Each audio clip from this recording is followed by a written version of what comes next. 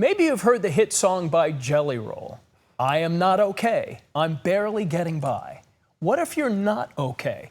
Dr. Jim Raines is a psychiatrist with Kaiser Permanente. Doctor, good to have you back. Always enjoy our chats. When you're not okay and someone says, how are you doing? Should you feel comfortable saying what's troubling you or just look at it as a social interaction? Well, that's the thing. One of the things we need to remember is that it might be when someone asks you, are you okay? You might not be okay, and it might be too intense to share. It could also be too intense for them to hear it. Yeah.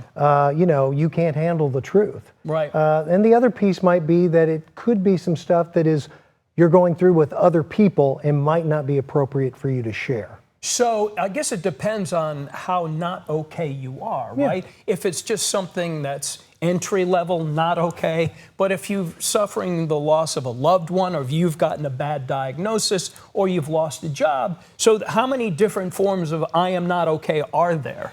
Well, the couple of things. There is a cultural difference. You've already talked about this. And in America, are you okay is kind of the less intrusive cousin of that would be the how you doing. And as you remember, Joey on Friends would go, how you doing? Right, exactly. And he was not really interested in how you were doing. It was, how am I doing? Right. And so the idea here is, are you okay, can sometimes tip into those pieces. And we can talk about that a little bit, about what to do when you are not okay. All right, let's put up the full screen here. We've got some 4 points here that I want you to talk about as we go down. So I'm having a tough day. I appreciate you asking. Is that okay? Yeah, that's all. All of these are okay in that context. But sometimes I appreciate you asking, that's great. What you're doing there is you're acknowledging it, but you're moving on. Not really, but I'm managing. Again, these are things that I sometimes call a bit of a pivot.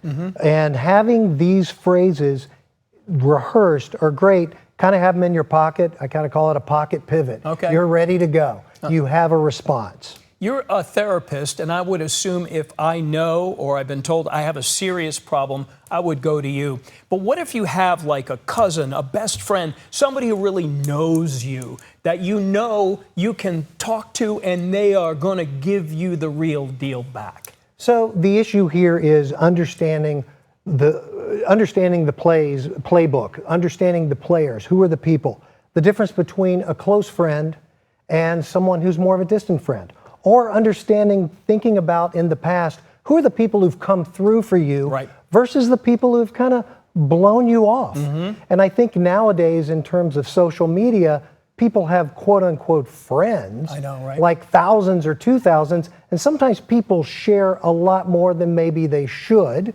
Texting, sharing, exactly social media share. Well, as I always say, it's kind of like Andy Warhol. Now it's in the future, everyone's going to be anonymous for 15 minutes. I know, right? This seems like it's headed that way. Dr. Jim Raines, Kaiser, thank you, doctor. Always good to have you here. Good seeing you.